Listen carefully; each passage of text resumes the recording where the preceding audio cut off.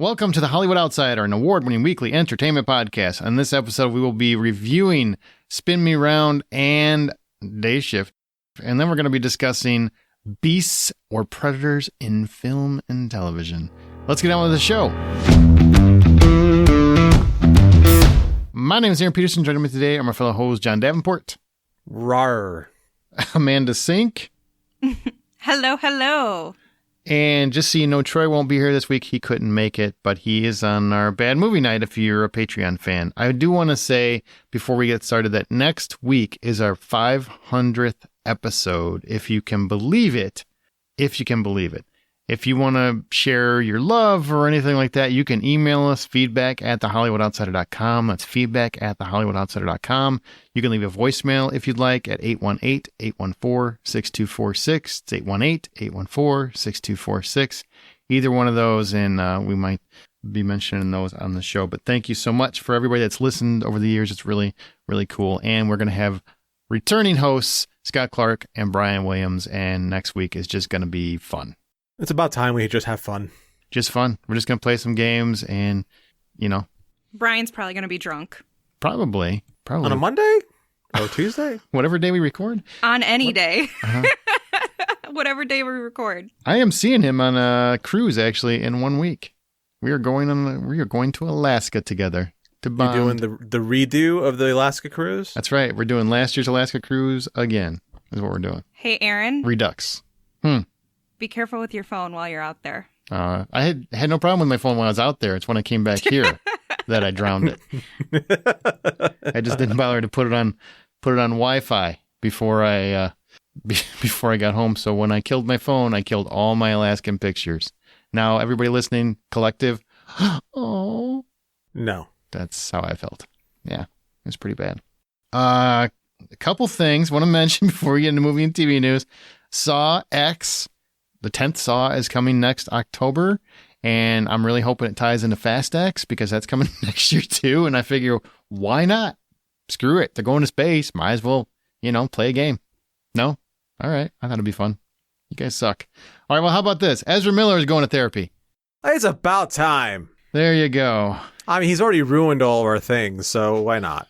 Okay, I'm gonna be nice about it. And I'm gonna let me read his quote. Let me give the guy a second. Let me read his quote.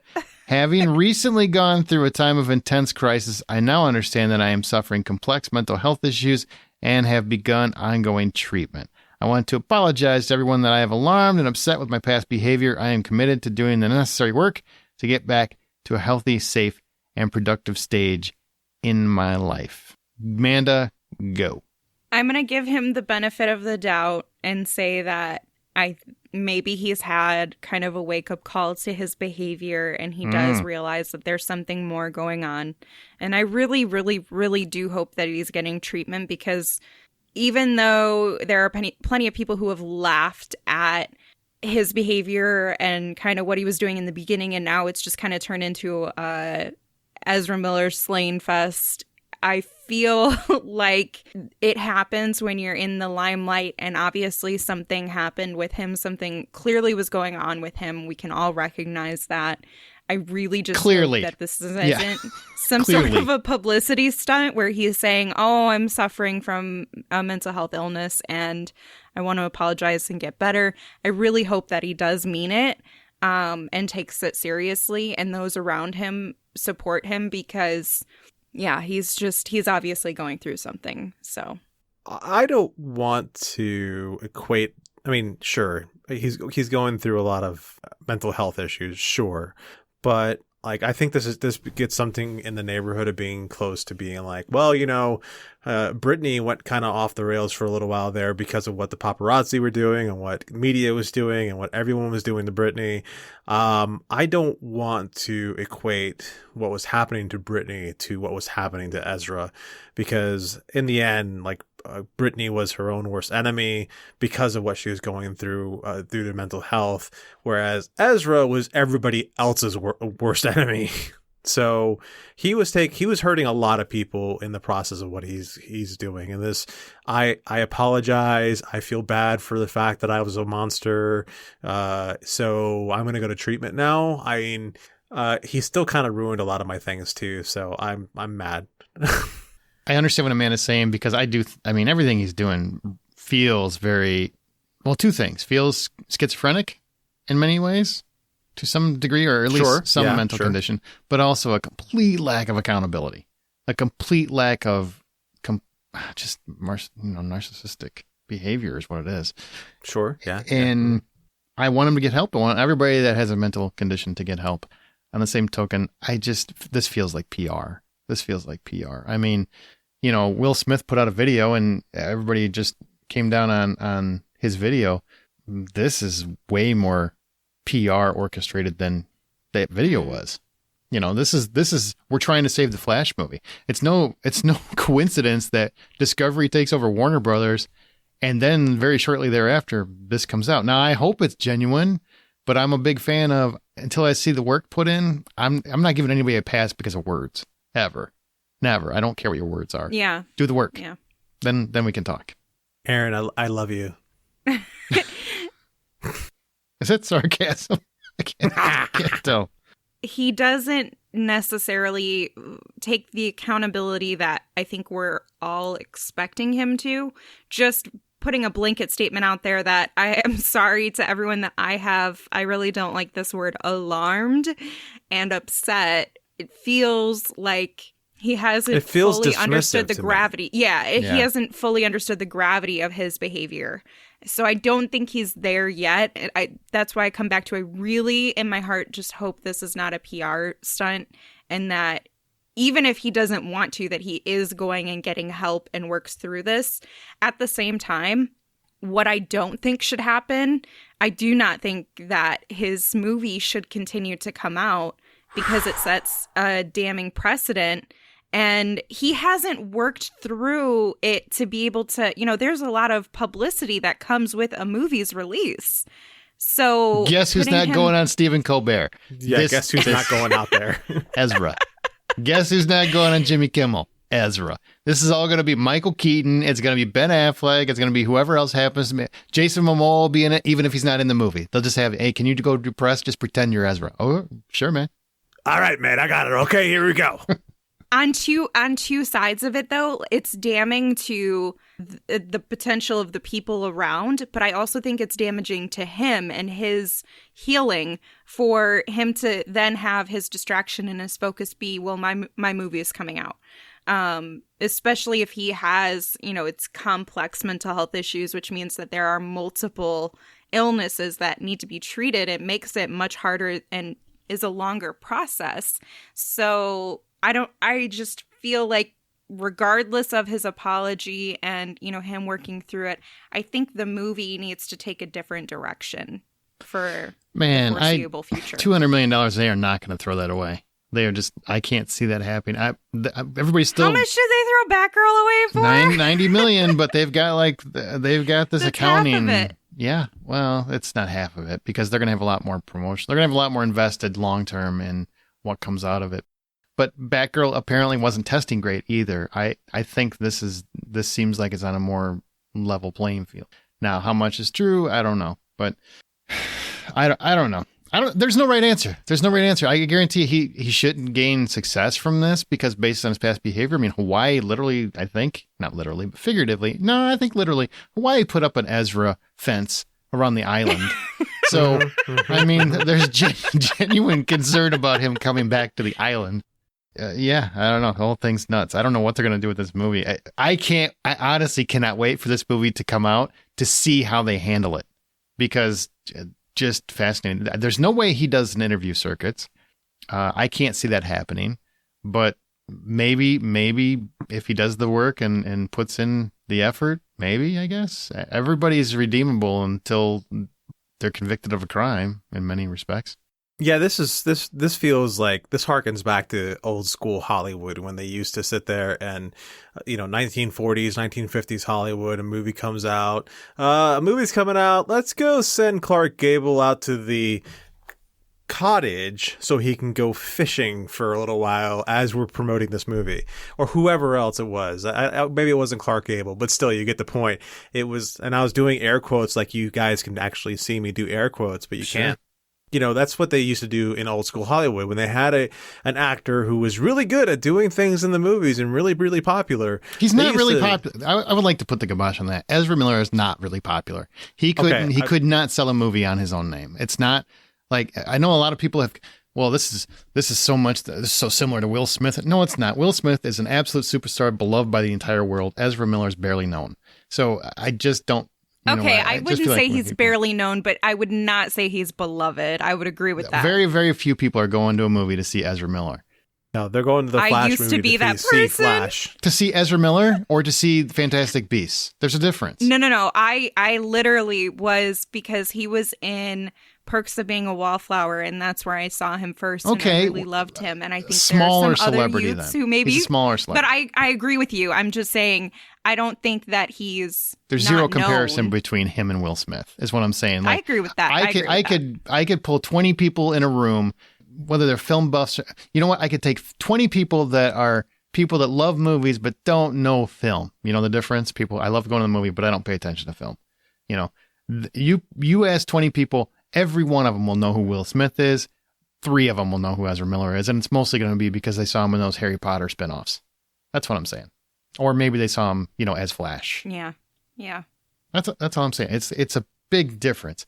Now, I also think he's got a lot further to go to prove himself. In terms of Will Smith really doesn't. I mean, he just has to come. I mean, he's trying. I think he's trying to make amends with the public. He's taking time away. He's doing all of these things. Ezra's got to show that he's a different person. Will Smith just has to say, basically, I was going through some stuff, and here's what I was going through, and me and Chris talked, whatever. But Ezra's got to show to the world that I got treatment and I'm better, and he has to be on a good path before people are going to take risks on him again. He's not getting a $200 million movie again anytime soon. The big difference between Will Smith and Ezra Miller, aside from their level of notoriety that you mentioned, is also their situations. Will Smith was an isolated incident, right? Right. Ezra Miller has been, I can't even count anymore. I don't know how many incidents there have been because there have been so many. And so it's a pattern of behavior. There's it's like, incidents, is this who there's he is? grooming, Right. There's a cult. But everywhere I go, I see people making the comparisons between the two of them, and I'm just like, there's no comparison. Look, Will Smith hit us in the gut because everybody loves him and still does. It's kind of like when, your parent, favorite uncle, or somebody dips his balls in the sauce in front of you or something, right? No. I've been there. Why does your uncle dip his balls in the sauce? Jesus, why He's can't gonna you dip his balls Why in it? can't you have a real conversation? What is wrong with you? Without making it weird. I have real Stop conversations making it weird. all day long. I don't come here for real conversations. Let's move on. We've had enough of Ezra. Let's move on. All right. So you're welcome, everybody. Thank you. You can thank me. My email, which I now check, is rjohn@thehollywoodoutsider. You can send me gift cards or whatever you want to that email address, because I just broke this up to the point where we're moving on. Okay. That's a funny story. He can't reply to you, though. The whole reason we can now. It's all Yes, fixed. I can. We had an email issue at the Ho here, and we were trying to get it figured out. And Amanda and I check our emails pretty regularly. Turns out Troy and John never have. And so sorry, fans, if you've emailed them. But now they check them pretty regularly because we got it fixed. And John was convinced that we did this just to trick him into checking his email. And I wish I would have thought of it. Yeah, I think I had something like 10,000 emails sitting in that box when I finally did it. Jesus. It took 10 minutes for my computer to finally catch up on all those emails, and then I just did a select all and delete. So if you did email me in that span of time where you can go ahead and send it to me again, I promise I'll read it this time. But when I see 10,000 emails, yeah, it got lost.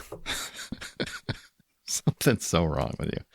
Well, staying on the Hollywood apology tour, better late than never. This is, I guess, a positive story, but also kind of sad. The Academy, aka the Oscars, finally apologized to Sacheen Littlefeather for 50 years of unfair reactions to her situation. But they apologized to her from 50 years back when she was booed accepting the Oscar for Marlon Brando.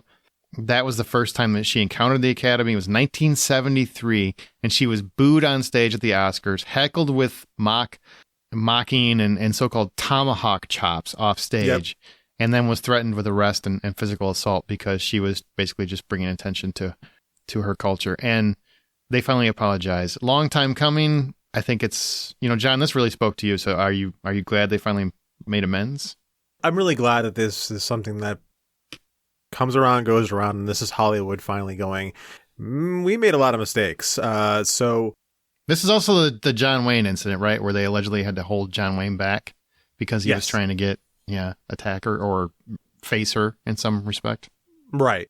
Every single thing about this was the unfortunate times that we had then, and it's taking these crazy times we have now for us to finally sit there and say, maybe we should walk that back a little bit. And I do appreciate that simple fact that they're doing this. It is a little late, though. A little? I mean, it's like 2 years. generations that we got through. Seriously, the majority of the people hearing this story weren't even alive and didn't even know that it happened. Yeah, it's at the same time. Gen X, the millennials, Generation Y, I think. Y, Z, then we're rolling back to A, I think, before it finally comes back to we're Alpha. sorry.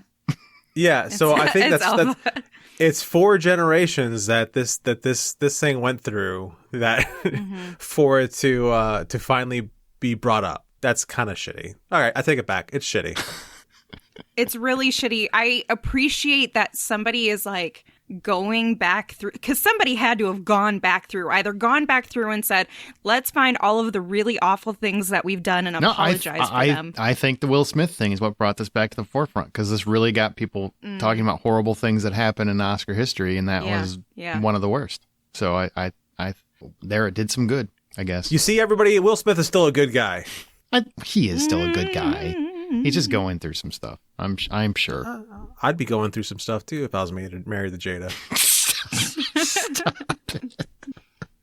I mean, we're all thinking it. Prozac. All right. Walmart Plus has partnered with Paramount Plus because we need more of this shit in our lives. Walmart reached a deal with Paramount Global to include the Paramount Plus streaming service as part of their giant Walmart Plus membership program starting in September. So what that means is the Paramount Plus Essential plan, which includes ads, will be available for no extra cost to Walmart Plus members. In the U.S., Paramount Plus Essential is regularly $4.99 a month. The Essential plan does not include local live CBS stations. That's only available on the premium plan, but it does provide NFL and UEFA Champions League games available via separate live feeds. So the move was done by Walmart, intended to make Walmart Plus, which launched in September 2020, more competitive with Amazon Prime by adding a streaming entertainment component. And Paramount Plus is like, well, at least somebody's paying attention to us. So what do you guys think? Do you think this is going to do anything? I mean, Walmart, I feel like, is something you don't want to just shake a stick at. I think this could rival Prime in some way, because Prime hasn't been a real competitor ever. The thing about this that really concerns me is conglomerate corporations partnering with these streaming services, and it just feels like cable all over again, and it restricts the ability for people to have access to this content unless they pay for, like if I'm not a Walmart supporter, which I'm not gonna pay for this. I'm not going to pay for Paramount Plus because I don't want to support Walmart. And so I feel like it alienates some people, but it also gives such an upper head to these already exceedingly profitable organizations, corporations that don't have good enough working conditions, don't pay enough to their employees, et cetera, et cetera. And it just incentivizes them to continue their practices as is. They have they're just gathering more in their wealth and in their pocket, and more people that have to report to them and align with what their values are. And so that's just something that really concerns me about this type of move with an organization this large that has nothing to do with streaming services. Well, it does. They're trying to compete with Amazon Prime. That's the whole point. It's gonna cost $12.95 a month, $98 a year. It's gonna give subscribers same-day delivery on more than 160,000 products. So, and I think they can save on gas, too. But what I'm saying is Walmart wasn't in the entertainment industry. It's right, not like were. Paramount Plus They were. They Voodoo. Let me finish, though. Sorry. Okay. they did not create this streaming service. Amazon created its own streaming service and partnered it with its other shipping service. Walmart is absorbing other companies essentially and its practices by having this model together. Partnering, but they're absorbing. They're going to have the leadership because they're the ones that are more profitable. And it gives more money and power to this already powerful organization. It's no different than Amazon Prime. You're an Amazon fan and you still buy stuff off Amazon, am I right? Because everybody does. So what's the difference? No, I'm saying that this company is just having more power by partnering with these other companies that is not their own. It's not their own product that they created. Amazon Prime and Amazon Video are products of Amazon, its own company. Walmart is now going to have more input and leadership over other companies because of this partnership. And it's going to impact these streaming services that have other content that is not owned by Walmart. And so it directly impacts and can impact in the future our ability to access that content on that platform, which Walmart does not own. On that same token, what's different between that and Amazon? Amazon gets complaints about their conditions all the time. It's the same idea. It's shipping. Yeah. Amazon it's has changed their conditions. Amazon first of all. still But second constantly has issues. It's not any different. I mean, it is though. My point is that it is different because it's not. Walmart is not creating a new product. They're not creating Walmart originals on a Walmart original platform.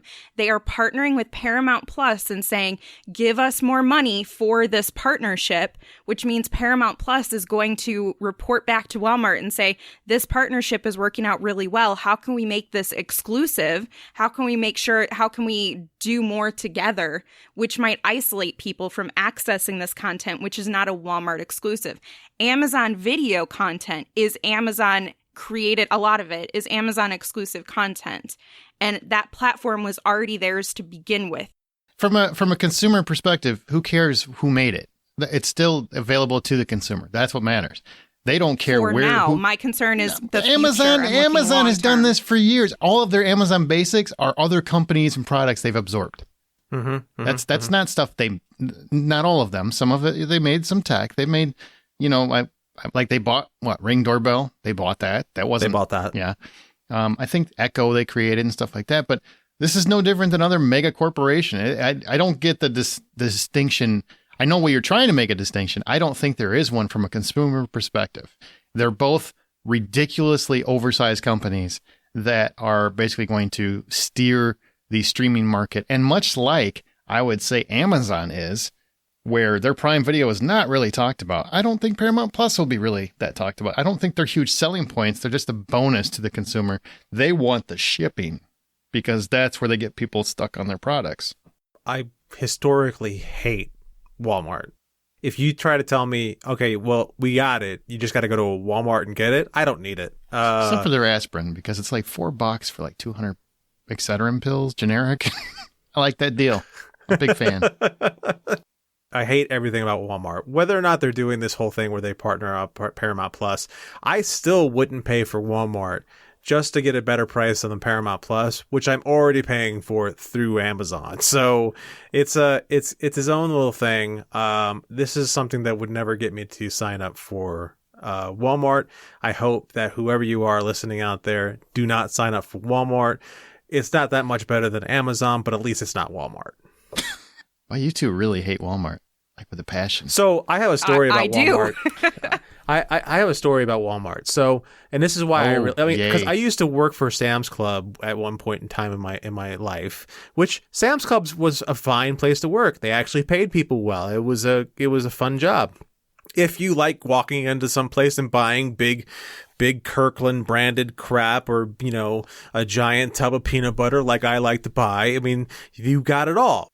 Can we get to the story? We're waiting for the story. It's a movie and Sorry. TV podcast. Nobody cares about Sam's Club. Let's go. So one Thanksgiving, my wife and I finish up all of our cooking, and we decide we're going to go to Walmart just to see if there's anything we can get that we hadn't already thought of for Thanksgiving, because we had nothing else better to do, and we had a couple hours before everyone You're showed still up. filling in details. Nobody cares. Let's move this story along. So we're going. Jesus. We're at Walmart and we're walking through, and you got the pallets of stuff for Black Friday, and people are being paid to just do nothing but stand by these pallets for Black Friday. That's all their job was for the day. Okay. And I'm like, okay, well, that's nice. At least they're paying them extra for this. And so that's great. So we go to leave the store, and there's a bin out by the door of the store that says, hey, some of our employees cannot afford a nice Thanksgiving.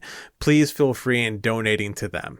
And that upset me, because though it is something that's sweet and thoughtful, the fact that the company identifies, that their employees can afford a nice Thanksgiving, but instead of paying them, they want us, who just gave them money, to give away stuff to their employees to have a nice Thanksgiving. I feel like you described every corporation in America.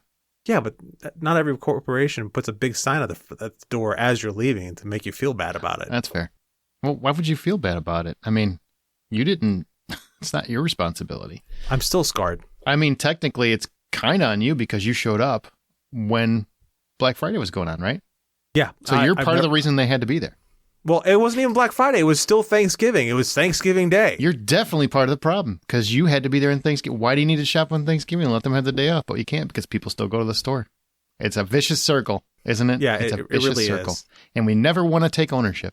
And I haven't set foot in a Walmart during Thanksgiving ever since. Well, good. At least you took a stand. Did. I wish the rest of them would stop going. And I wish everybody especially would on stop Black going. Friday, because then it makes it easier for me to get through it. Just kidding. I shop online. I shop on Amazon. You don't want their Vizio TV? I don't. No, I don't. Those things are garbage. Well, okay. So moving on. The first project for Warner Brothers Discovery, I guess they have something going on. They're teaming up Robert De Niro and Barry Levinson in a film called Wise Guys, which is going to be centered on Vito Genovese and Frank Costello, two Italian-American crime bosses that ran their respective families in the middle of the 20th century. In 1957, Genovese attempted to assassinate Costello, but failed, although he was wounded and decided to retire as much as one can retire from the mafia. And apparently, De Niro is going to play both characters. So that's interesting. Is one going to be a fat guy and the other one not going to be a fat guy? Is that how they're going to do it? Why are we fat shaming? What? I'm not fat shaming. Let him I'm eat just his saying. McDonald's. He's just saying, how's he going to look different? Yeah. What's the separation going to be? I mean, One's Right. going to have an accent, one's not. He's going to sound like a regular old American, and then the other one's going to sound like Robert De Niro. he's going to be like, you talking to me? And then he's going to be like, you talking to me? Yes, gonna be I'm like that. talking to you. Yeah. And it's going to be him And- talking to himself. It's going to it's so meta. It's so meta. This is a weird one that this is their first project that they've got out of the gate is for Warner Brothers Discovery is this. I mean, because Robert De Niro hasn't made enough Goodfella-ish films. Look, once he's finally made the perfect one, he's going to retire. Oh, okay. Well, with that, remember, you can always find more information at thehollywoodoutsider.com. Join our Facebook group, which is The Hollywood Outsider. It's a private group. You have to look for it. And we're on Twitter at BuyPopcorn. Also, Patreon. Our show is independently funded. Therefore, all the expenses are from our own pockets. Patreon helps fans support their favorite podcasts. And once you sign up, you get immediate access to a lot of bonus content, including our Bad Movie Night. Now, we have a public Bad Movie Night, which you can go listen to right now if you want. Look for the Hollywood Outsider Presents Bad Movie Night. You can put that in your podcast feed and you'll hear past Patreon episodes. But if you want new and uncut, unedited completely, then you have to go to Patreon. So that's patreon.com/The Hollywood Outsider. That's patreon.com/The Hollywood Outsider. Uncharted is coming out very soon, so you'll be able to hear that soon. Now, let's go to some spoiler-free reviews. And first up, we have Spin Me Round, which comes out on video on demand the 19th. Spin me round, you spin me right round, baby, right round. No lie, I sang it to myself in the freaking theater. When the manager of an Italian restaurant chain wins the opportunity to attend the franchise's educational immersion program in Italy, this must be Olive Garden, what she thought would be a romantic getaway devolves into chaos and catastrophe. It has Alison Brie and Aubrey Plaza. Please tell me more. It is totally a knockoff of Olive Garden, by the way. Is it really? 100%. It's amazing. 100%. This is a hard one because I love Alison Brie and Aubrey Plaza. Aubrey Plaza is barely in the movie. She's maybe 15 minutes of That's screen time. already taken like 3 points off the score. It really did, because there's a moment where she isn't in the movie and then she never comes back. And it's... Oh, no. Isn't it kind of sad? Well, her character, it's explained. It's not like she dies I know, but tragically. it's still sad when you're just like, oh, It is. goodbye. And I'm not saying that to spoil something. I'm just saying that because it legitimately affected my enjoyment of the movie. Because she was great every time she was on screen, and then that character kind of goes away, and I'm like, I don't know what this movie is trying to do anymore. And I really didn't. Alison Brie is a manager who qualifies for this fantastic opportunity to go to Italy, and she's in this ridiculous course when she gets there, where it's like they don't even want her to enjoy Italy. It's just to say that they did this thing, and then they're basically doing all these classes that kind of suck. And so she finally breaks away because the owner of this restaurant chain takes a liking to her, and then she starts seeing that other people are kind of disappearing. So is there more to this situation that she knows? What is going on? And Aubrey Plaza plays the assistant to the owner, and it's really just her kind of opening up and exploring her own inhibitions and kind of challenging herself. And then there's a lot of really interesting character moments, especially between her and Aubrey Plaza. And Molly Shannon is here, by the way, also as just one of the weird people that are there. But then at about the halfway point, Aubrey Plaza's character, like I said, leaves. And then it feels like the movie completely doesn't know what story it wants to tell anymore. It's very much, it becomes about what is going on with, all these women at this retreat and the owner, and what kind of guy is he? And is he kind of duplicitous, or is he just a pervy guy? Like, what kind of guy is he? But then the movie just becomes something that doesn't make any sense in terms of, I feel like we're not going anywhere interesting for a long period of time. So I was really into the movie, and then it got to about the halfway point, and I'm just like, you kind of lost me a little bit. And a big portion of that, or big reason for that, is Aubrey Plaza is no longer in it, and she really kind of kept things engaging. And I think other than Alison Brie, the other characters aren't as interesting, and that kind of hinders your enjoyment a little bit. That did not spin you right round, baby, right round. Wow. No, it did not. What is the score that you're giving Spin Me Round? I give it 550. I enjoyed the film overall.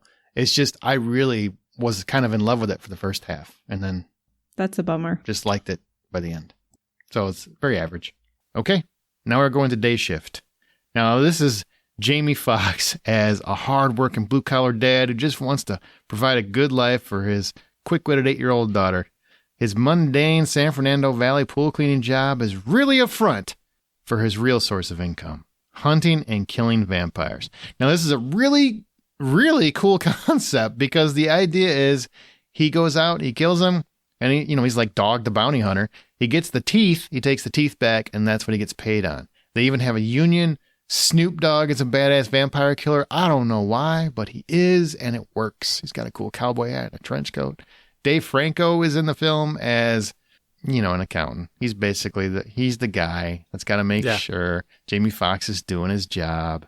And it ends up just turning into chaos, because one of the vampires that Jamie Foxx kills is attached to a lead vampire that then becomes consumed with taking out everything that Jamie Foxx's character stands for.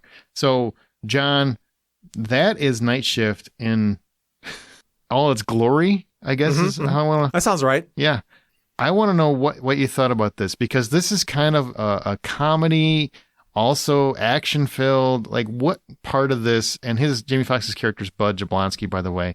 His wife is Megan Good. If you don't, I love Megan Good.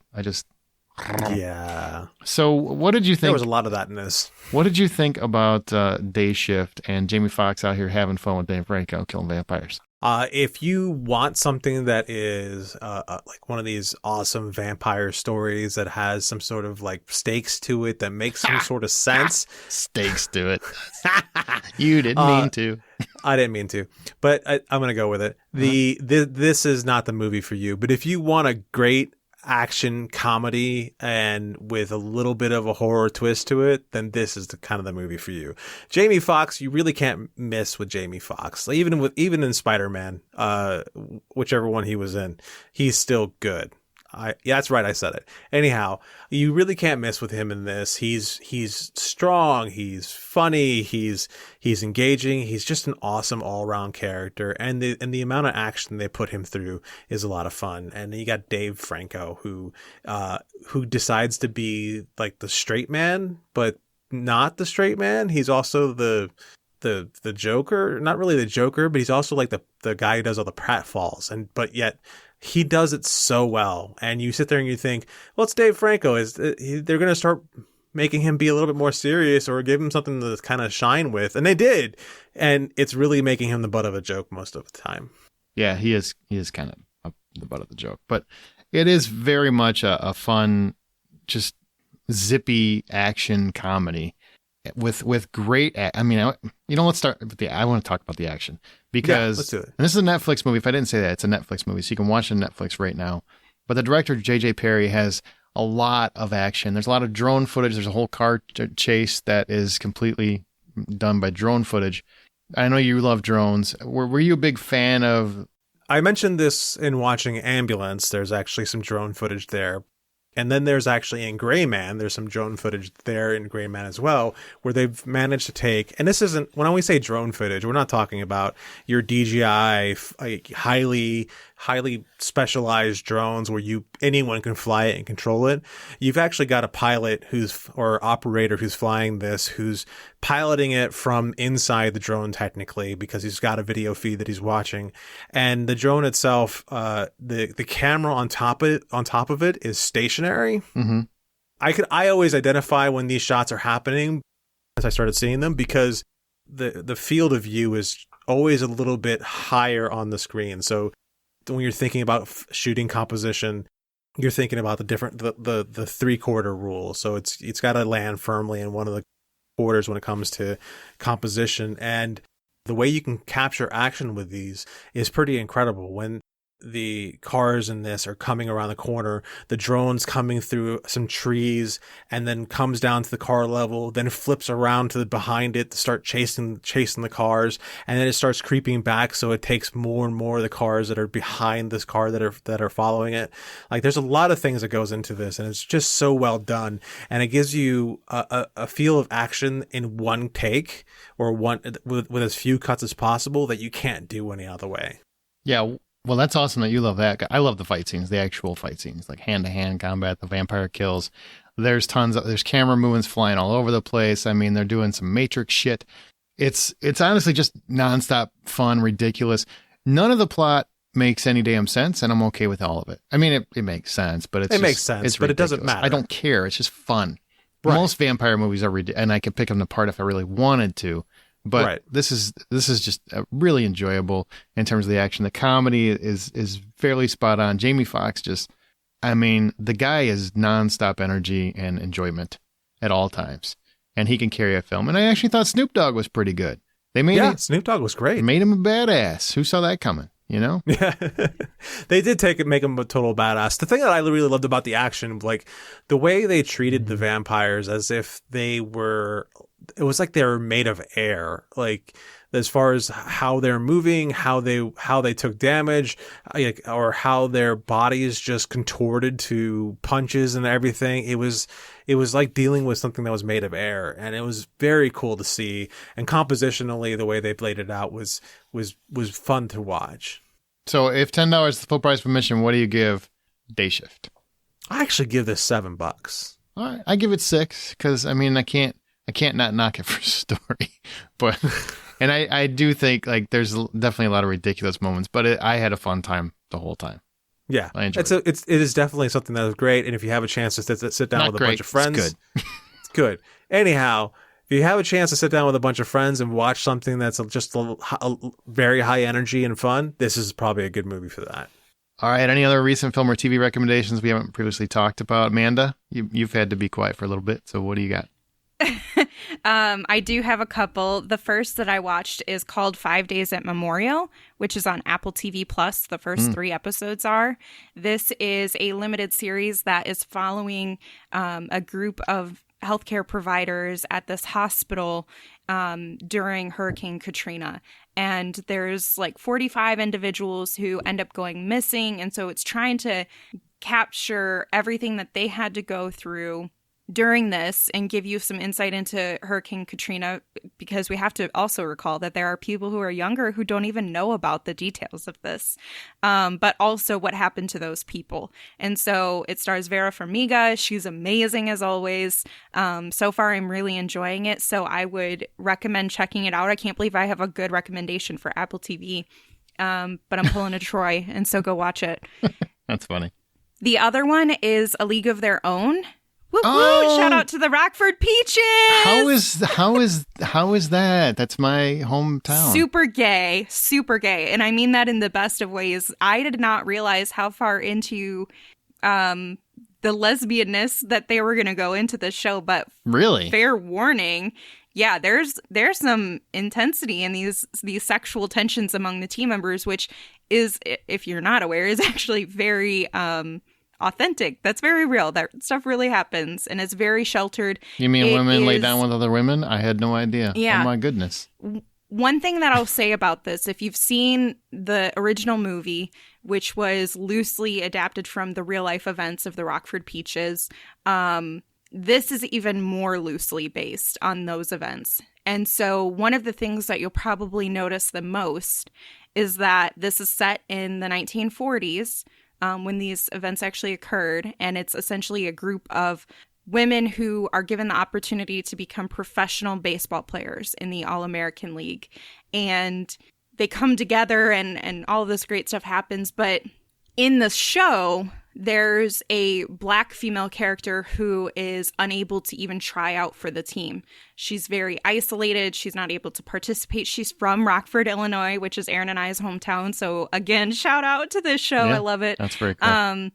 Yeah. And so you may be sitting there thinking, well, this isn't really what happened, because part of this is based on true events. But the creators of the show and the writers of the show actually talked about how they wanted to create an opportunity where there was more opportunity for both women and Black individuals to be included into this story, because they weren't able to be included in pretty much any capacity back in the 40s because of segregation. And so although that's not really what was happening in the 40s, they created this semi-fantasy world, alternative reality, if you will, where they were still combating racism and segregation, but it's almost like they were kind of at the forefront of trying to push through those barriers. And so I really liked that they made those adjustments and created a story where people who were unaware of this reality that existed not that long ago, what it was like, and also, you know, kind of created a space for inclusivity of these Black actors. So I really liked that part of it, but I think it's unique that they did that. Excellent. I do want to check that out. I do. I will segue to Disney Plus has Bear Grylls Running Wild, the Challenge, which I've watched all of them already. So all the people saying, well, you got to watch this show. Yeah, Bear Grylls always wins. So I love survival shows like Alone, which I've talked about before, but Bear Grylls is my favorite guy to watch in these scenarios, because he really has a great way of both showing survival skills, teaching you something so you can actually take something away from it, as well as he has celebrities on each one of his adventures. Basically, he takes a celebrity on a 2-day adventure and he teaches them how to survive in some way or how to use some aspect of something to survive. And they're very, very tough challenges for this particular season. This is the first time he's done this. And I mean, all of the actors or celebrities that he has on are really engaging and interesting. He has this season, he has Florence Pugh. He has Simulu, which he has the toughest of all the challenges, by the way. He's got an Arctic one, which is really, really, really tough. And you got Natalie Portman there, and Anthony Anderson is in there. I mean, there's just some really, really fun celebrity guests on those. So if you like outdoors, you like celebrity challenges, like that kind of thing. If you're a reality TV person, I guess. I don't like much reality TV, but I really love that show. It's on Disney Plus. Literally the first time I've turned Disney Plus on or activated the streaming channel in forever. So I'm glad that was there. Also, I watched Trainwreck, Woodstock 99 on Netflix. That is a great documentary if you yes. never want to go to a music festival, because it's exactly why I never go to a music festival. Yep. It's making me a little anxious for When We Were Young. If you've heard about that festival that's happening in Vegas, it's basically an emo fest from the early 2000s. They're bringing all these bands back together. And it's making me so nervous because all the conditions. But I didn't realize how bad Woodstock 99 was until I watched that docuseries. And holy shit, it was bad. It was real bad. Yeah. Embarrassing. And the people who ran it are still not taking accountability for their failures. I know a lot of people are going to blame them and stuff, but I'll blame the people too. It's everybody's fault. This whole thing was everybody's fault. I don't feel bad for anybody involved in that festival or that attended that festival. I just don't. I feel bad for the town. I feel bad for the people who didn't do anything.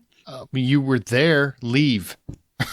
There's your solution. Well, people did leave. No, but... well, then they escaped all the madness, so they're fine. But the people that complained and staged the whole thing, I feel zero empathy for you. I just don't.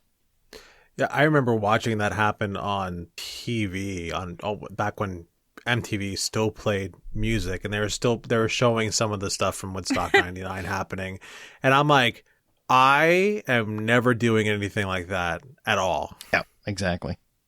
This documentary I've been to music reminds festivals, and a lot of them aren't like that. But I think that Woodstock 99 had to have been a huge lesson for others to learn from. Yeah, don't give the mic to Limp Bizkit. That's what I learned.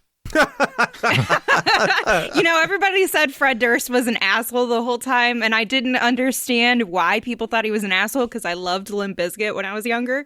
But now I understand. I really understand. Yeah. He did everything he could to get people riled up, boy. Oh, that's fun. Mm-hmm. Well, this was an era of anarchy. What did you expect? Expect? So was the 60s. So was the original Woodstock. That's no excuse. It's not necessarily the era of anarchy. It was the era of extreme. Everything had to be extreme. That's probably, I would maybe agree. Well, I mean, that's kind of the same thing, isn't it? They're both. These bands are anarchy, though. They're against the government, and they're against rules and regulations. But hippies, unfortunately, when you have these, they wanted to love. The people of Woodstock just wanted to rage against everything. Right. I don't feel sorry for anybody that was there. I just don't. It was maybe the first bro dogs destroying everything. All right, let's go to From the Outside In topic.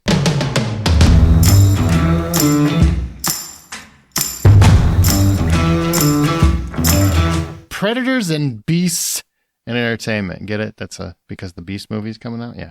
So, not just The Predator, even though Prey, great movie. If you haven't seen it, great movie. Oh my God. Love that movie. Good. So good. And I just want to aside. They have a Comanche track for the film, which is really interesting. I think everybody should at least check it out. I don't know how you feel about dubbing and whatnot, but it's basically the whole film is in Comanche because they're obviously Comanche. It takes place in the Great Plains in the 1700s as a predator attacks. And it's a great way to listen to it. But some people are saying, well, that's the way it was intended. No, it was pitched that way. The studio greenlit it as an English-speaking movie. So the way it was intended is the way that you watch it. So just to clarify, because I had a couple cinephiles throw that at me, and I'm just like, that's not the... Intended means how it was filmed, and it was filmed the way it was filmed. But the track is a great addition, and I think it should be... Everybody should check it out. That said, great movie. Love the dog. Dog. But anyway, back to Beasts and Predators in entertainment. Hunting down our heroes, right? They can be directly or indirectly. When you're thinking predators that we're talking about here, it's like Jaws, it's Cujo, it's Anaconda, it's Meg, it's a predator. Predator would count. The Thing, Alien, those kinds of things, right? So let's start with Jaws. Just so we don't end up only talking about that one. I kind of want to get Jaws out of the way, and then we never refer to it again in the conversation. So Jaws is easily the defining Predator-esque movie. It's the biggest movie beast in history, and it's also one of the horror movies that people compare to every other horror movie. I mean, it's one of the best done films of all genres. And for whatever reason, that shark, when it came out, terrified people, terrified them. Came out in 1975. It's almost 50 freaking years old. It still terrifies people to this day. There are still people that are terrified to get in the water because of that movie. Why do you think Jaws still resonates? Part of it is because of the reality of these, what can be vicious creatures that live in the water. But the other part of it is that this specific shark had almost like an intelligence and drive to it. It was seeking people out. It was, I'm going to come get you, your mother, your brother, your father, your priest. I'm going to get everybody you've ever loved and cared about. And that is, I think, what differentiated sharks before and after Jaws, is that it became more than just the physical fear. It was the psychological fear of this thing having the intelligence and capability of hunting you down, and you being more than just food in the water. You're a victim of it. And so that is, I think, perpetuated years over years, because now people see that and they're like, I don't want that to be me. And we don't really know that much about what lurks in the ocean. Even if it's not a shark, it could be something else. I know sharks lurk in the ocean. Yeah. I know. That's a good enough reason for me to not go in. They're definitely in there. So the thing I think about when it comes to why sharks resonate is because there's still nightmares people have about sharks. There's still stories. The Shark Week on Discovery Channel is one of the most popular things that Discovery does. Oh, it's crazy, man. My best friend literally doesn't even watch television, and every single time Shark Week comes on, he's just won't stop talking about it. I'm like, it's literally just the episodes of sharks, the same goddamn shark doing the same thing. It's insane. B-roll of shark here, B-roll of shark there. Oh, look, they found a Meg. They found a Meg one year. Was Jason Statham the guy that found it? Right. I found a Mike.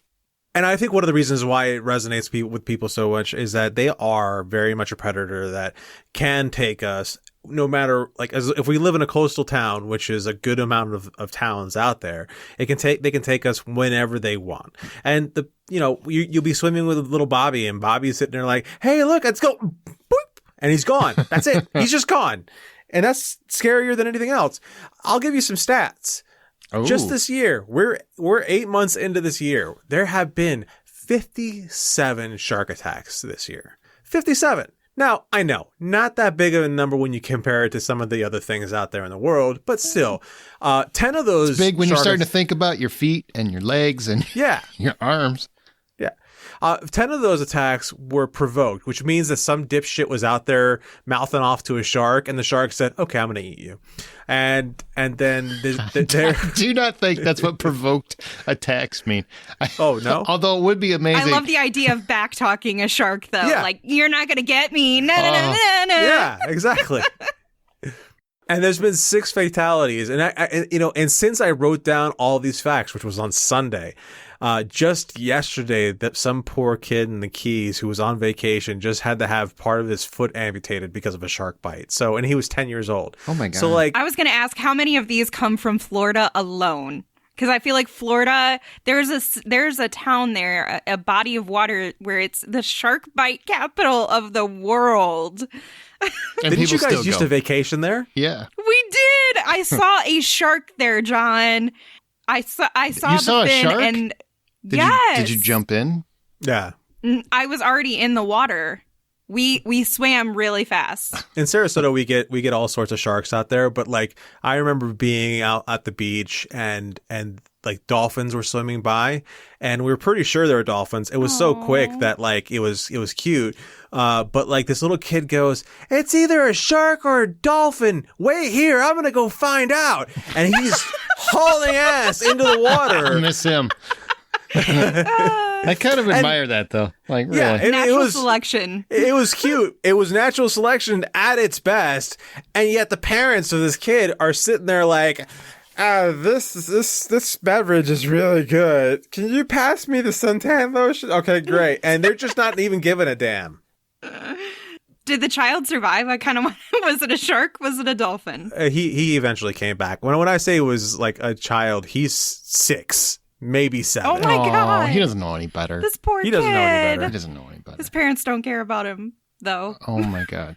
Are you done with your stats before I speak? I don't want to. Yeah, I'm all done with stats. Okay. I remember seeing Jaws as a child, and that was the first horror movie I think I ever saw. I think it was. I think Jaws was the first horror movie I ever saw. My mom took me to a theater. I remember it was a Bergner's. It was right next to a Bergner's. That's how I remember it.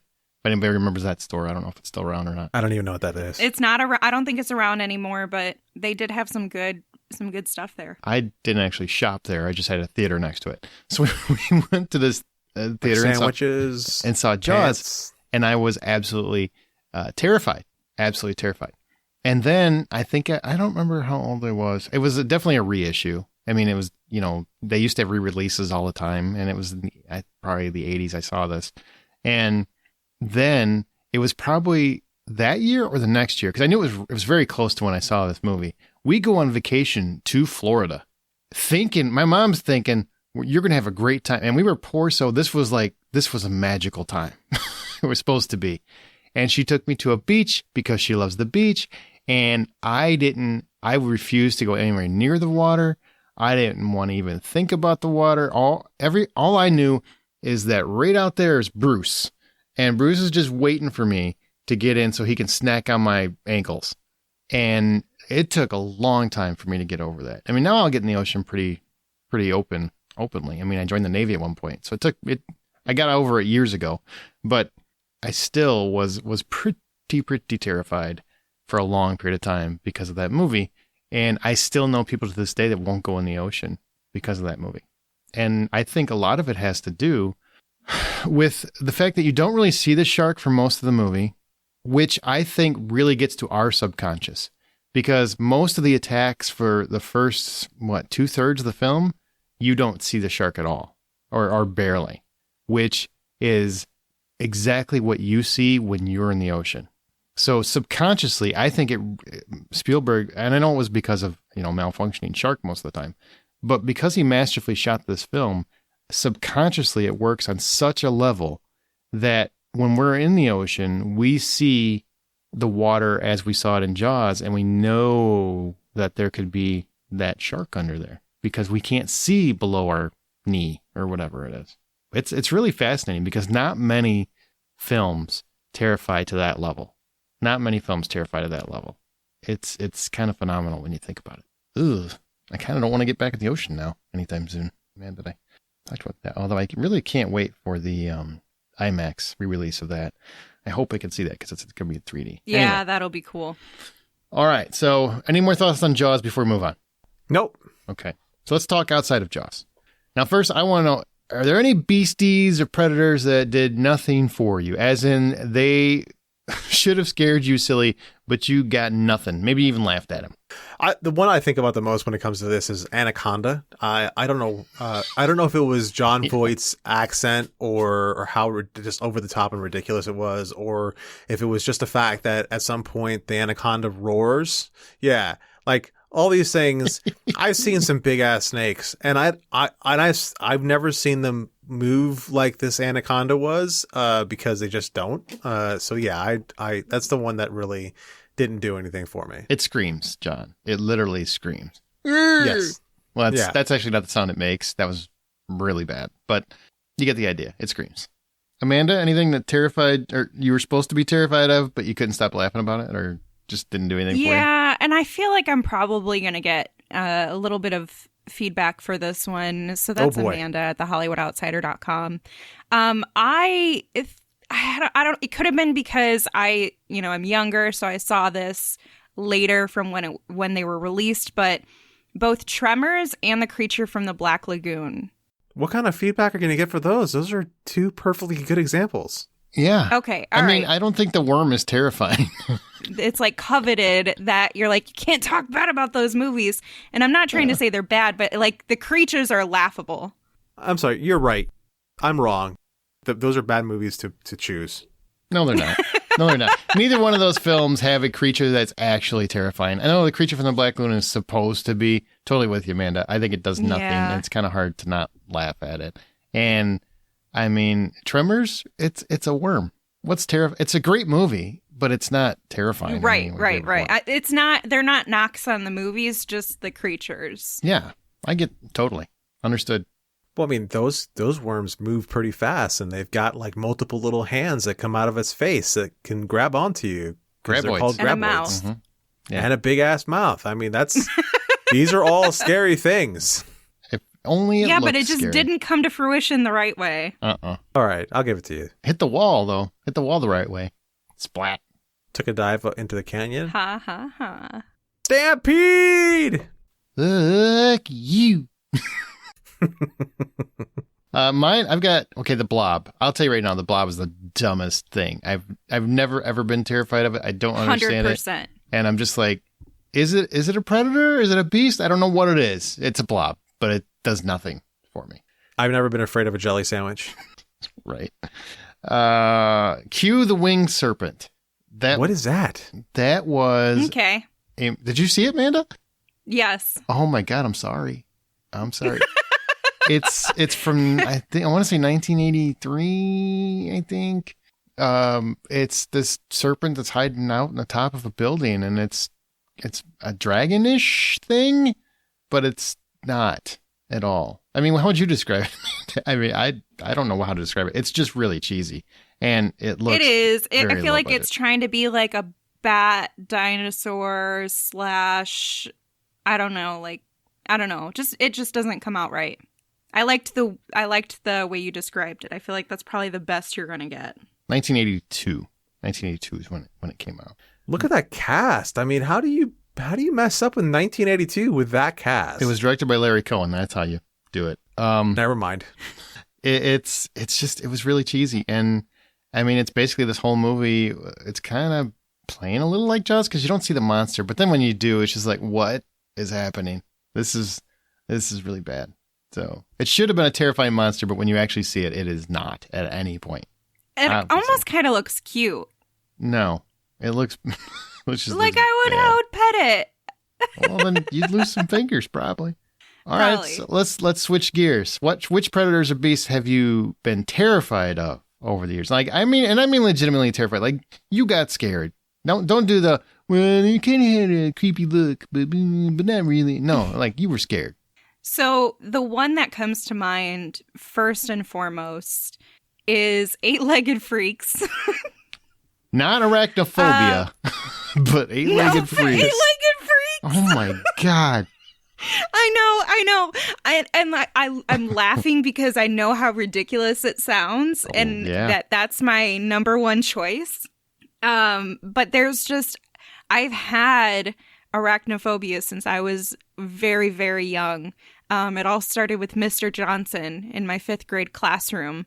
He really set things in motion for me when he told me about how many you eat in a year while you're sleeping. And then, they dropped from the attic on my foot and things just spiraled from there. And then I saw Eight-Legged Freaks.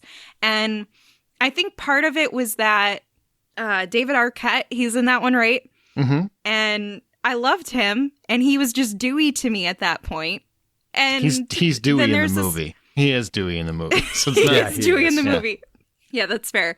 And so I'm sitting here like thinking that this isn't going to be bad, but for some reason my little youthful brain is like, imagine if there were big spiders that could literally like step on you and eat your head off and do all these terrible things because they're so big. Like everyone tells you it's just a little spider. Well, what if it wasn't a little spider? Because I'm scared of the little ones too.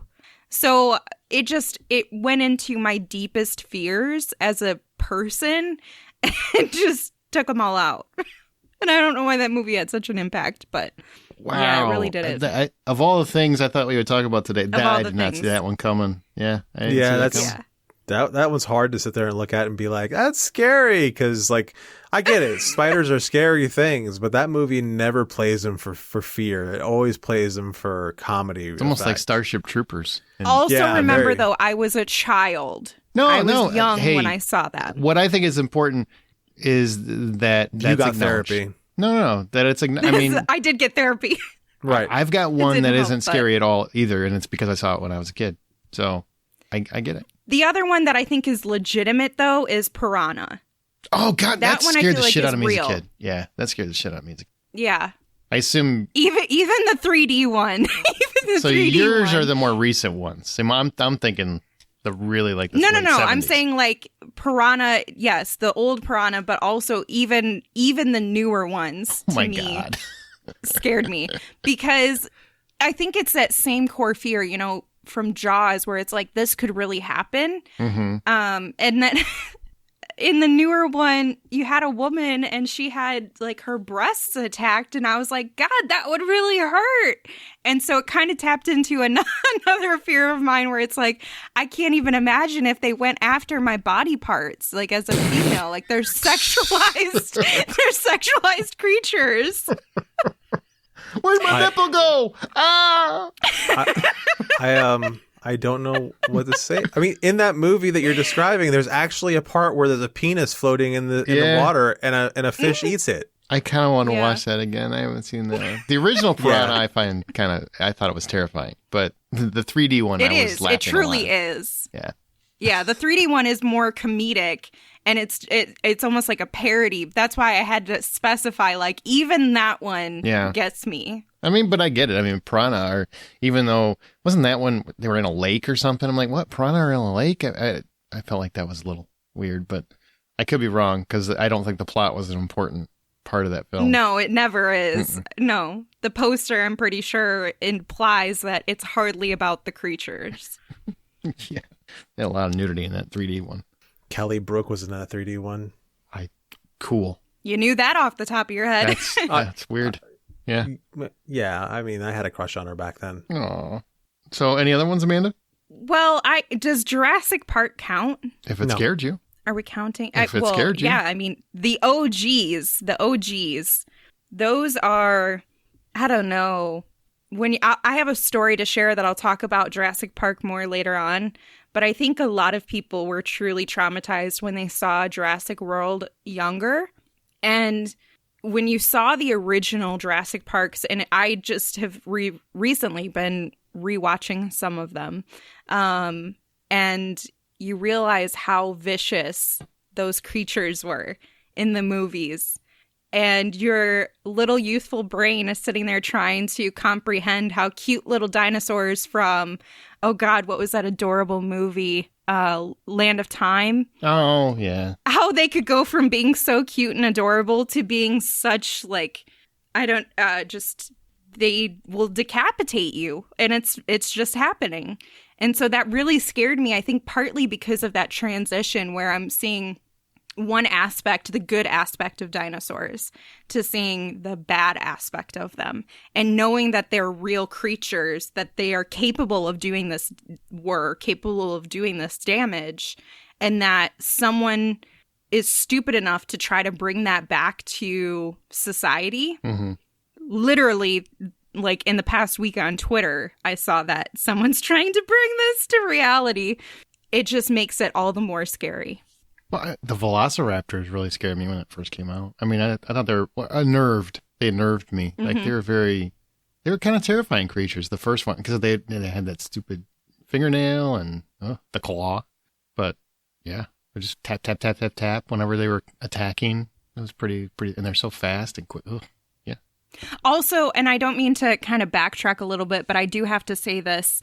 One of my favorite 80s movies is Gremlins, and I feel like the Gremlins count. Absolutely, and Gremlins count, yeah. They, to me, so I loved Furbies, so I always saw them as like just a hangry Furby, so they never scared me. I always thought that they were super cute, and I know the intention was for them to be very scary when they're not cute anymore, but I still thought that they were adorable. Just needed to be fed a little bit more. Just not after midnight. Just not after midnight. Right. What about you, John? Which ones actually terrified you? Oh, the first one that came to mind was Silver Bullet, the werewolf and the Silver Bullet. 100%. That's Terrified. a great choice. Oh my God. He always calls me that.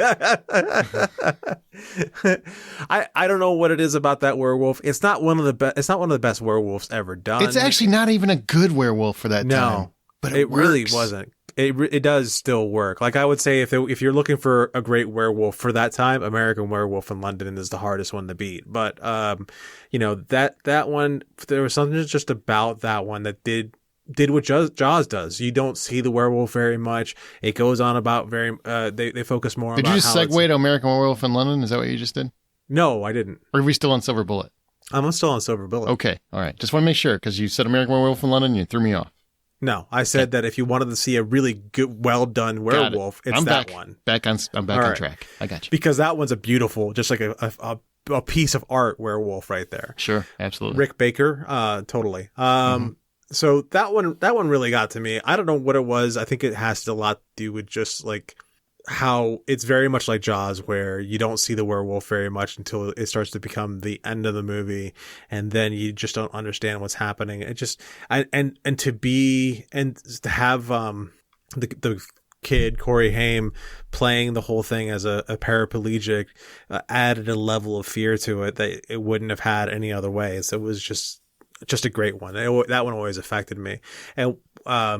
And then there's, as far as like another one that has an effect on me, though, it has an effect on me as an adult more it does as a kid because I saw it as closer to it being an adult. Lake Placid. Really? Yeah. I know you've wanted us to do that for Bad Movie Night for a while. I mean, we need to do that, but why Lake Placid? The crocodile one, right? That's the crocodile one. Yeah, it's a crocodile one. So I actually love the movie. I think the movie is a great movie. I as technically a Floridian, I find alligators and crocodiles to be a mistake on life. It's funny. They shouldn't be allowed to live, as far as I'm concerned. Sure. And to see one in a movie that gets to the size of a bus is just not right. And I remember, like, we went to go see that in the theater, and at the last scene in the movie when they're driving the one that survives away on a flatbed truck, and it's all taped up and everything, and we all kind of like looked at each other and said, "Can you imagine being on I-75 and all of a sudden that pulls up next to you?" I was like, no, I would die. I would just, it wouldn't happen. There'd be some way for that thing to break free from its tie downs and it would kill me. And when I say flatbed truck, it was a semi with a flatbed trailer on it to pull that thing along. So no. And I know it's tough when you're talking beasts and predators. I mean, sometimes it's easy to just run full course into monster movies, but I think werewolves would count for sure. I just feel like, because it's kind of a dog. I mean, and it's definitely a predator. So, you were talking American Werewolf in London and Silver Bullet. Thanks, you mentioned that one, so that saved me some trouble. That's definitely would make my list. But I will tell you, I don't find The Howling to be a terrifying movie overall, but I find the transformation scene one of the scariest things I ever watched. The transformation. I would agree with that. Where Dee Wallace is trapped in the room as he transforms into a werewolf, and for some reason never runs. I don't understand the logic there. Scared in place, I guess, is what we can go with. But it's a good, what would you say, man? A 2-minute scene, 3-minute scene. I mean, it feels long. It feels that long. I don't know if it actually is, but it does feel like it takes a while.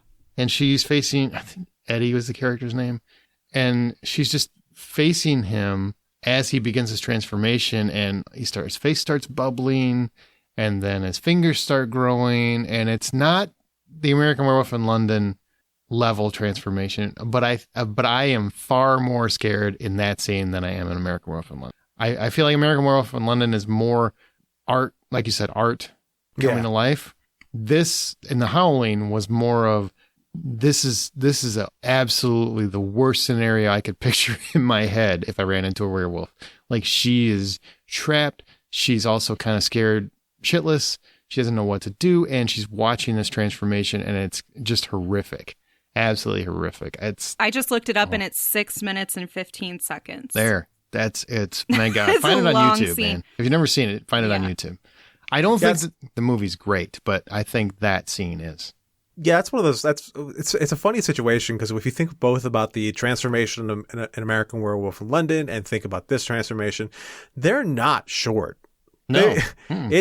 It takes a while. And so for like American Werewolf in London, I think about the fact that there's this guy who's transforming in a London flat and not one person calls the police.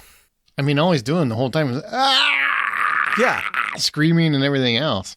Not Insane. one person. They always say about how, like, you live in New York, no one's going to call the police if anything happens. Everyone minds their own business. But apparently it happens in London also.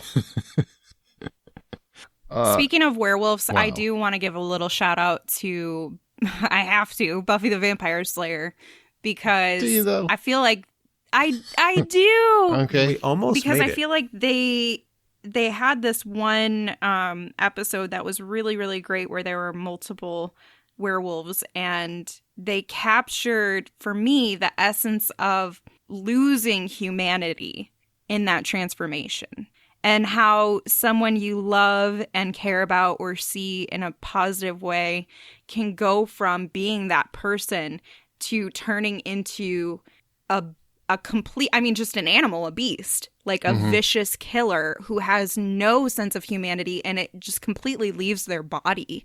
And it starts to make you question, like, the existence of a conscience and your soul and all of that. And that really captured it in a way that I feel like a lot of movies haven't. Fair point. But this transformation was a lot scarier. For sure. Also, I want to mention The Thing. I don't think you can talk about beasts and predators without mentioning The Thing, because, I mean, it consumes you. It's kind of like Alien. It gets in your body and you don't know who's got it, that sort of thing. So it definitely just is a terrifying idea. Arachnophobia. I don't get the 8-legged freaks, but I wasn't however old you were when you watched it, so maybe it made more sense then. But arachnophobia really got under my skin. And it's funny. Like, it's actually a horror comedy. There's a lot of funny in there. But it's just the idea of these spiders that just get me. Get me. I've seen a brown recluse chase a man down, and so to see a whole bunch of yes. In real life? Yes, it happens in real life where a brown recluse will actually chase somebody down. They're a pretty aggressive spider. This is literally transforming my body right now into being like paralyzed in terror. Was this in your horrible times where you had maids and stuff, Johnny? Yes.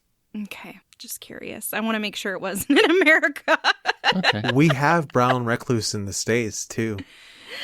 Don't tell me that. So back to arachnophobia. Especially in Texas. No. Fantastic film. Everybody should see it if you haven't seen it before. It's a great one. Now, the one that terrified me as a kid, that isn't a great movie, but it terrified me, is there's a movie called Venom. It's not Tom Hardy. It's from 1981, and it's like Klaus Kinski and Oliver Reed, and it's a bunch of terrorists like kidnap a kid, and they get trapped in a house, and then there's an extremely venomous snake in the house, and one by one, systematically, the snake is taking them out. It sounds ridiculous. I was terrified because the way that the characters die and whatnot is just really kind of horrifying. So I, for whatever reason as a kid, that made me really not like snakes. I wasn't afraid of them, but I was afraid of that one. You know what I mean?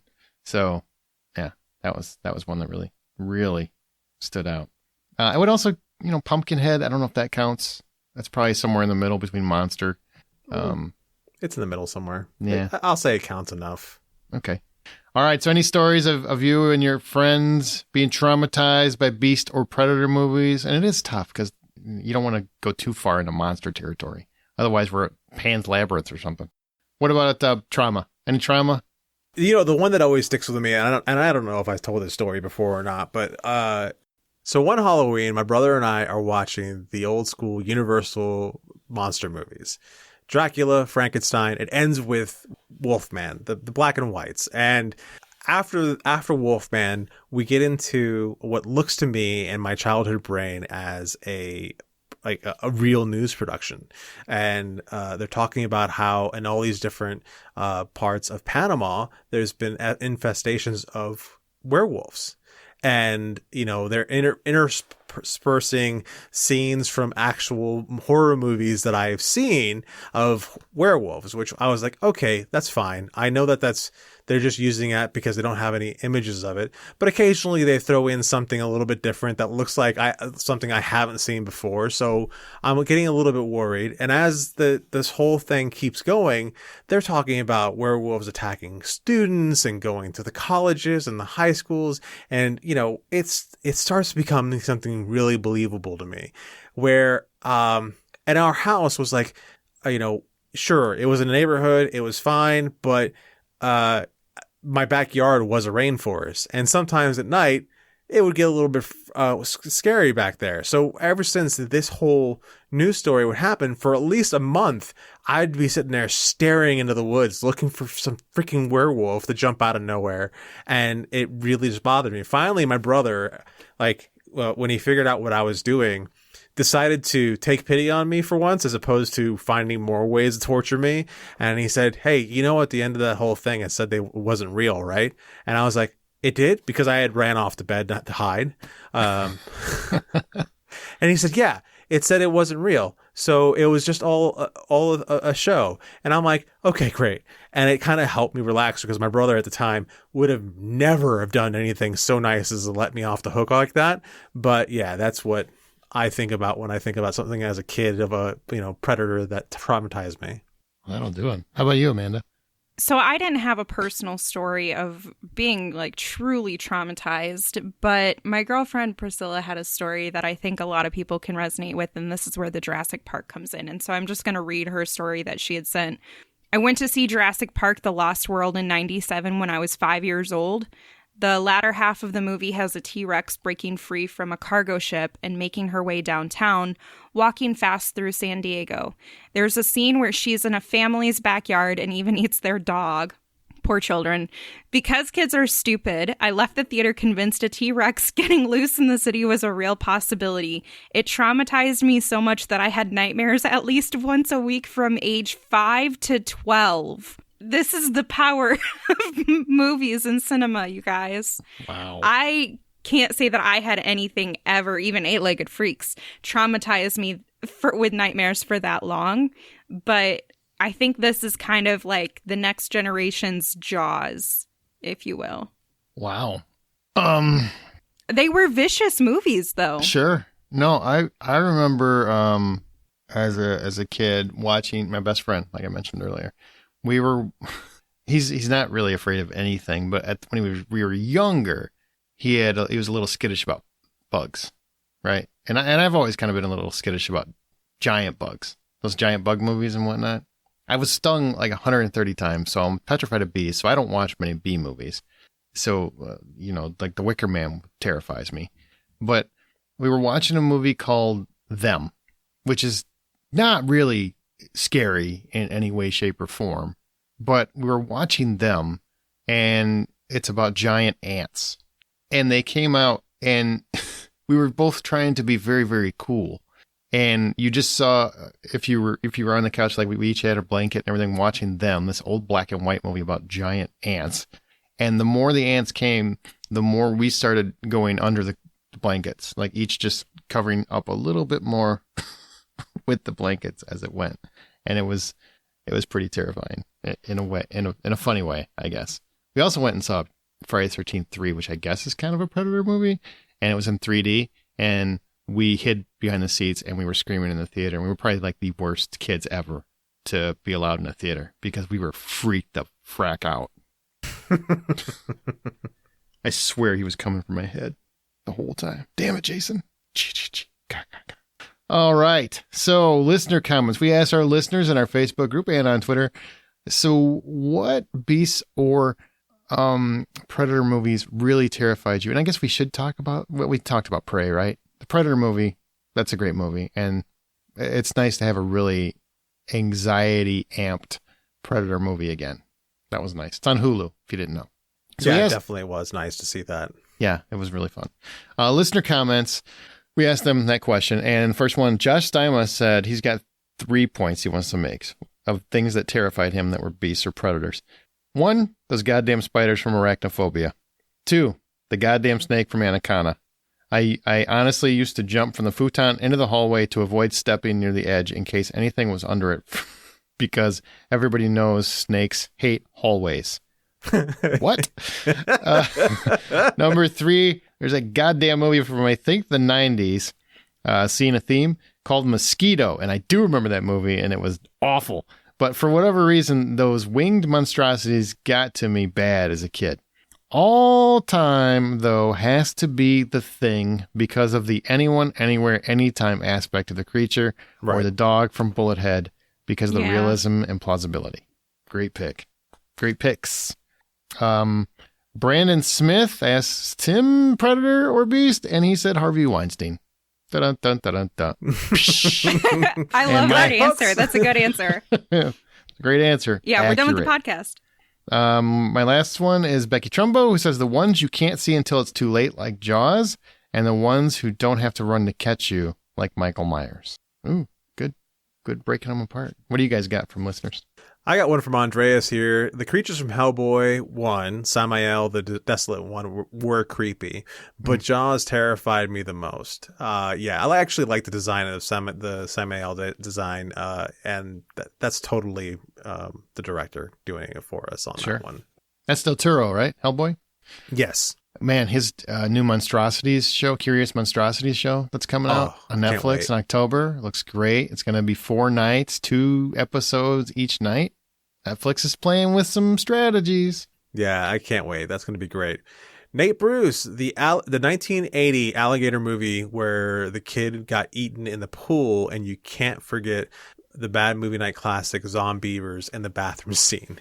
Both of those are great actual movies, and that 1980 alligator movie really had an effect on me because that's the one where the alligator is flushed down the toilet, right? Yes. It's like and survives, and like 12 years later, it's the size of a freaking mammoth. Yeah, because it survives because it's in the sewers of New York eating the hormones or something. Yeah, it's eating the bodies of dogs that were euthanized, and the chemical from the euthanization turned them into that giant thing. Yeah. So yeah, and then Zombievers, like you really can't, like, all about Zombievers was pretty great. So I do love that. Dave McGrath says The Ghost in the Darkness is a great Predator film that's even more terrifying because it was based on a true story. Do a Google search on the Savo man-eaters and prepare yourself to be horrified and amazed. That's a great film that is too unappreciated. Michael Douglas and Val Kilmer, and it's just it's a fantastic film. Like, really is. Very smart. Very well done. I absolutely adore that movie. Amanda? We've got Stuart Bannerman, who said Sark from Alias. We haven't had many TV show references, so I was glad to see some of that in there. No, that's good. Yeah, good one. Brian Lowry said the Body Snatchers are the greatest predators out there. And I guess I'd count. I mean, if you count The Thing, I guess I would count. Yeah, for sure. And then Wendy Davies said, don't know if this counts, but I class them as predators because they steal my fish and chips. The birds. That would definitely count. For sure. Birds would definitely count. Oh, I love that answer because they're terrifying in that movie. Terrifying in real life. I hate birds.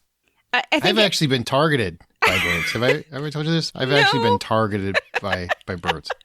There were starlings. Do you know what starlings? Everybody know what starlings are? Garbage birds. They're garbage. I had up in the what do they call the? It's basically at the point under my roof at the point. Soffit? They were the soffit. Thank you. God, brain freeze. They were building a nest in there, right? They're building a nest. And they are very territorial. As those assholes do. Very territorial birds. And so I climb up and I rip the nest down. Sorry, you didn't pay rent. Get out. And made sure that they couldn't go up there again. So for the next, and I'm not making this up, 2 weeks, literally the next 2 weeks, every single time I left my front door and walked out on my porch, starlings would fly at my head every day for 2 weeks. I think what we learned here is that starlings have a memory of 2 weeks. Roughly. But they were targeting me, man. I couldn't walk out that door without being attacked. And they were attacking me. Like, I had to cover my face and everything. They were coming for me. I mean, God, you little sons of bitches. You deserve it. I obviously did. I probably took out their little buddy. I don't know. There were no eggs or anything, so. Yeah, I mean, if you came home and somebody had like evicted your child for you, what would you be doing? Partying? Enjoying the quiet. Yeah. Mostly. Yeah. I thought that's where we were going to go with this. Amanda, do you have any other ones? I did not. All right. Well, we are done with that topic. That was a fun topic. Thanks, everybody. I like that one. Share your thoughts on this episode or anything else in our Facebook group, on Twitter @BuyPopcorn, or our site is thehollywoodoutsiders.com. And, of course, email us feedback @thehollywoodoutsiders.com. If you want to say anything about the 500th episode, please do. You can rate and subscribe on your preferred podcast app. You can find John's artwork on Insta and Twitter @RJohnDraws, Amanda on Veronica's Marshmallows and Smirk, and @SinkIntoThis, Troy @TroyHeinritz, and The Blacklist Exposed, and Beyond Westworld with me, as well as I'm on Presenting Hitchcock and @Aaron Smirks. Last thing, we're out of here. How do you survive? We've got 2 scenarios. Are you ready? Ready, Freddy. Okay. First scenario, because it's beasts are the theme here. You're in beautiful Nassau, Bahamas, and a shark has been targeting your entire family, because they do that when it's personal. Jaws Revenge? Anybody? Nobody? Okay. Yep. Roaring shark. All right. You're at sea about a half-mile out with your 2 kids and the ship captain, because like an idiot, you decided to take a chance, and then your boat starts sinking. All of a sudden, you see a fin pop up. All you have on hand is a bucket of chum, a flare gun, a bottle of vodka, an endless supply of Bob Marley music, and for whatever reason, 1 item of your choice. How do you survive? Okay, so because I'm pretty sure that you aren't going to let me have an actual gun to make this easier on me, my item of choice... Do you think the gun would take a shark out? Yes. My actual... I kind of want to just give you a gun and then take you out in the ocean and see how this works. Hey, look, ahead. you know, if I see a fin, I got enough coverage to be able to shoot the damn thing, especially if let's say no guns. Okay, agreed. No guns. All but right. I was trying to help you out here. I appreciate it. One item of your choice that's not a gun. Okay. So my item of choice is going to be a C-3PO blow up raft, so it's in the shape of C-3PO, right? Okay. And like, because I sat there and I blew it up by... We understand how blowing up works. Yeah. So I you know, it's got me all over it. I'm going to tie a rope to it. Why do I feel like this got so sexual? You had to do like the blowing sound to let us know you're capable of blowing. You had to say the word. Now he's going to make it more sexual. John, just stay on target. Stay on target. I'm trying to figure out how to make this more sexual. No, don't. So I'm going to tie the rope to the blow-up doll, and with that, not the doll, but the raft. Now it's a doll. So no, it started out a doll, and you tried to make it a raft. Yeah. So I've always had a sexual fantasy about C-3PO. Is ultimately what I'm getting to. So I'm going to take the bottle of vodka, and I'm going to tie that to the C-3PO raft, and I'm going to flip it out there into the path of the shark. And then I'm going to start jerking on the rope, because something's got to get jerked on, to make that C-3PO doll like shift and move around like a person, just enough to get the shark's attention, because it's thrashing about. And when that shark comes up to bite the C-3PO doll because it thinks it's a person, I'm going to shoot it in the face with a flare gun, and the vodka bottle is going to explode, and I'm going to sit there and say, "Smile, you son of a bitch." And that's how I'm going to do it. Perfect. Even though interesting choice with C-3PO, but I think we're starting to see your inner psyche. Well, I mean, it couldn't be a Barbie blow up raft. No, too late. You wanted a C-3PO blow up doll is ultimately what I got out of this. Well, and, I got to be able to fit the bottle someplace. Oh, okay. So Amanda, see what you so did? What See I'm what gonna you do, shouldn't have said anything, Amanda. This is on you. I know, it's all my fault. So I see it. the fin pop up, and I have a bucket of chum, a flare gun, a bottle of vodka, and an endless supply of Bob Marley music. Plus, I have a little floaty. Like, I want the arm floaties. No, I want the one that is like a little donut. I want to sit in a donut. Okay, so Okay. that's my item of choice. So I'm going to use the bucket of chum to distract the shark so that way my family can get away. And then I'm going to get its attention because I have like a little bit left. And I'm going to like try to toss it in its mouth like it's a dog. And at the same time, I'm going to put the bottle of vodka into its mouth and shoot it with the flare gun so it explodes its face and the guts go everywhere. And then I'm going to float on my cute little donut to survival with some Bob Marley music. I like it. I think you might survive. Thank you. What about your kids and the captain? Are you just going to leave them They behind? in the sinking swam. boat? I distracted the shark and they swam So away. you get the floaty and the kids have to swim? Yeah. Like, I'm doing all the hard work. Oh my oh, God. the swimming for a kid is pretty hard work, I think. Well, you know, we didn't say how old they are. They're teenagers. Right. Okay. All right. So I try to use chum. I mean, to lure the shark toward the boat. If they don't work, I will use the kids because the game is how do you survive, not how does your family survive. But Okay. I'm hoping the chum gets it done. So once we lure the shark in, my item of choice is a big bag of weed gummies.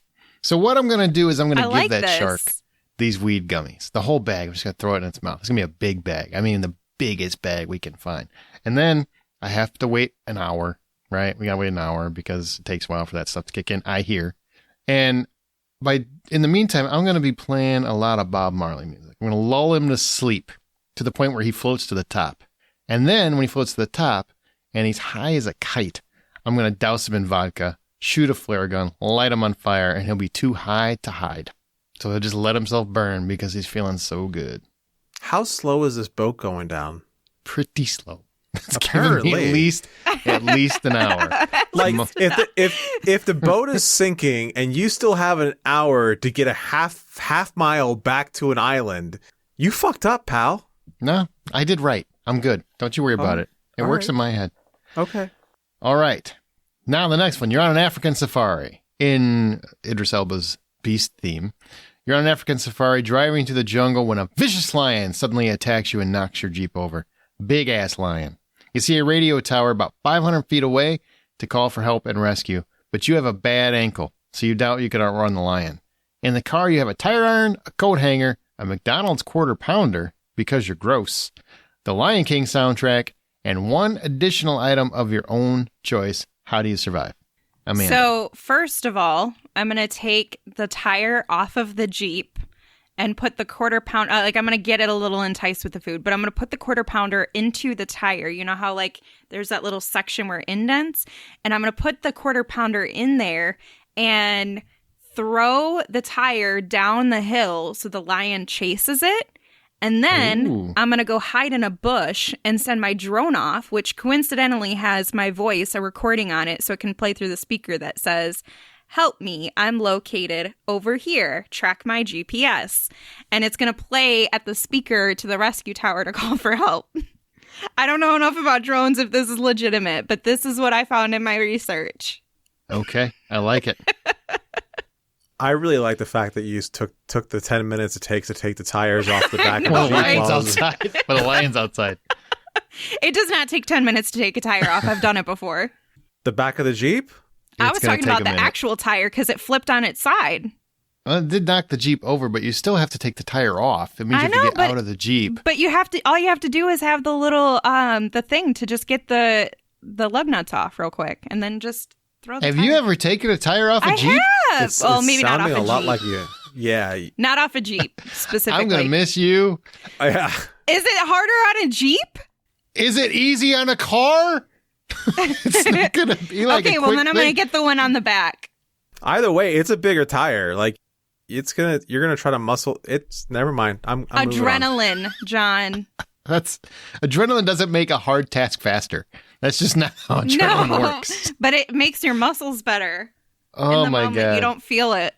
Okay. So I've got a tire iron, a coat hanger, McDonald's quarter pounder, and a Lion King soundtrack. So what I do is I'm in the car. I'm freaking out. This lion's out there. Oh my gosh. What am I going to do? So I turn on the radio, play my Lion King soundtrack. Hakuna Matata. I want to relax a little bit. So I I'm forgot easing about into it. this. Yeah. Gotta have I no didn't music. even use a soundtrack. You missed out. Right? And then I'm vibing a Hakuna Matata. I grab my cheeseburger, even though it's a little gross. I still eat it because I'm hungry and I know I'm going to need some energy for what's about to happen. And then what I do is I put down my tire iron, I put down my coat hanger, and I grab my extra item of my own choice, which happens to be a satellite phone, and I call for help because why the frack am I going to go to the radio tower and risk my life? That's why I sent my drone to do it. I wanted to just hang out. I got a satellite phone. Vibe to my Lion King soundtrack. You're also trying to hop on a Jeep and take the tire off to roll it down the hill. Maybe I'll just put the car in neutral and put the whole thing down there and leave the quarter pounder in there. Your entire scenario is what happens in the opening 5 minutes of most horror movies. Right. I really just wanted to send something fast down a hill where it would chase after the meat. That's ultimately what I wanted to do. Because the lion's hungry, he's starving, he's licking his lips, and he sees that rubber rolling down the hill, and he's like, if you don't remember, I teased him, I taunted him with the food first. So that way he knows it's there, and then I tossed it in. I forgot. I was too busy picturing your demise. All right, John, you're up. All right, so like you, I'm gonna start playing Hakuna Matata, and I'm going to take this double quarter pounder of cheese, and I'm going to unravel the coat hanger. So that's a completely long piece of wire, and I'm going to stick it out the far side of the window, away from the radio tower, and kind of like use it as a way to get the cat's attention on that side of the car. And then as soon as I know I have his attention, I'm not really letting him have it just yet. Not really letting him have it. I open up the side of the car next to me, and I start making sure that I can actually move the door side to side, and so I can get out of the car. And then I open up the giant bag of catnip that I have, 2-pound bag. Ooh, catnip. And start sprinkling it all over inside the car. And I jump out the far side door.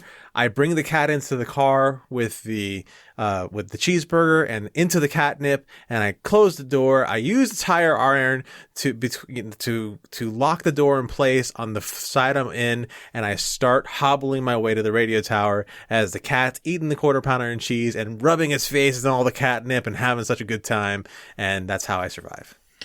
So in your version, it's just you just get him into the car, huh? You just ease him in there. No harm, no foul. You ever see a cat on catnip? I don't like cats, so no.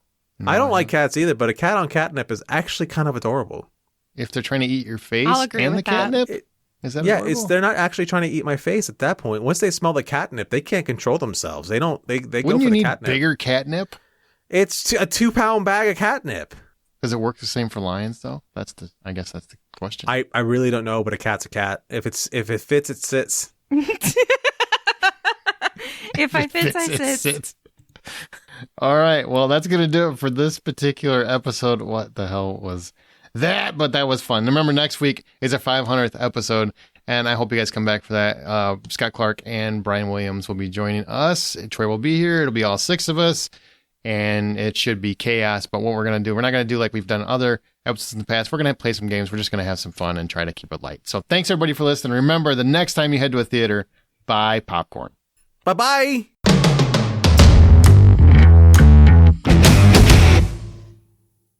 Our Boozy and Floozy 500. Is that the title you want to give it? Yeah. Boozy and Floozy 500. I ain't drinking, so, you know. Oh. Is it because of a personal choice or because you made too many bad choices? Why I'm not drinking? Yeah. You guys can't handle me drunk right now. Oh. It's one of those. It's one of those. You guys can barely handle me sober. You're going to be able to try to handle me. You drink beer. You can have a beer if you want. Yeah. I get kind of weird. I get like really self-touchy. You get weirder? Oh. Yeah. He's saying that it's going to turn into like a therapy thing, I think. Right? That's true. That's it true. Sounds too. like he just said he was going to masturbate.